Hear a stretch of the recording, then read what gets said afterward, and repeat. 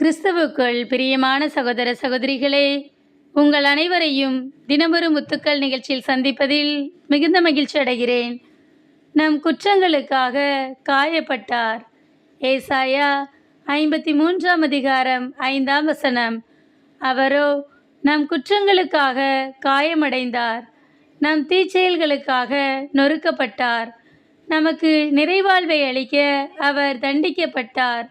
அவர்தம் காயங்களால் நாம் குணமடைகிறோம். பிரியமானவர்களே, இயேசு நம்முடைய பாவங்களுக்காகவும் நோய்களுக்காகவும் சிலுவையில் அறையப்பட்டார். நாம் நம்முடைய பாவத்திலிருந்து மனம் திரும்பி இறைவனுடைய பரலோக ராஜ்யத்தில் நம்மை சேர்க்கும்படியாகவே அவர் தம்மையே பலியாக்கினார். நம்முடைய குற்றங்களுக்காக காயமடைந்தார், நம்முடைய தீச்செயலுக்காக நொறுக்கப்பட்டார். நமக்கு நிறைவாழ்வை அளிக்க அவர் தண்டிக்கப்பட்டார். அவர்தம் காயங்களால் நாம் குணமாகிறோம்.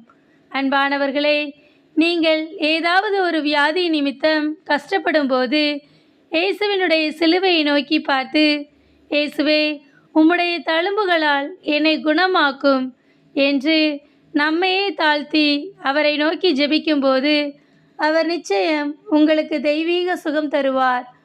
நாம் அனுதினமும் அவருடைய அன்பை நினைத்து பார்க்க வேண்டும். அந்த அன்பு நம்முடைய கண்ணீர், கவலை, கலக்கம் எல்லாவற்றையும் மாற்றும். நீங்கள் எந்த பலவீனத்தின் நிமித்தம் கலங்கி கொண்டிருந்தாலும் சரி, அவருடைய பாதத்தை விடாது பற்றி கொள்ளுங்கள். அவர் உங்களுக்கு நல்ல சுகத்தை கொடுத்து உங்களை பரிபூரணமாய் ஆசிர்வதிப்பார்.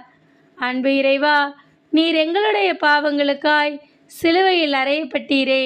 இன்று பல்வேறு போராட்டங்களின் நிமித்தம் இருதயம் உடைக்கப்பட்ட நிலையில் இருக்கும் ஒவ்வொருவரையும் மன காயங்களை ஆற்றி அவர்களுக்கு விடுதலை தாரும் இறைவா.